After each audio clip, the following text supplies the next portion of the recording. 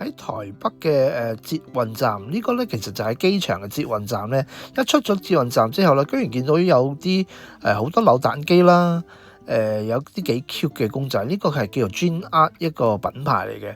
咁你見到啦，其實有好多嘅扭蛋機可以選擇嘅。咁其實我就啱啱經過機場捷運，諗住搭飛機走噶啦。咁但係中間見到又幾得意喎，試下啦。咁佢仲有一部盲盒嘅販賣機，自動販賣機嘅。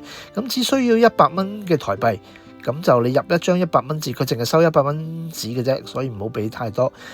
入一張100蚊紙落去，咁就可以彈一個盲盒出嚟噶啦。但係我都操作咗好耐，唔知係咪我唔識操作啦。咁因為應該係要撳翻嗰個 number， 係諗住喺邊一行邊個 number 嗰度抽一個出嚟。但我撳咗好多次都撳唔到嘅，咁終於就去到好後期，終於撳到個出嚟啦。咁佢都係話明係盲盒啦，咁所以其實都冇分別嘅，都係 random 咁抽嘅啫。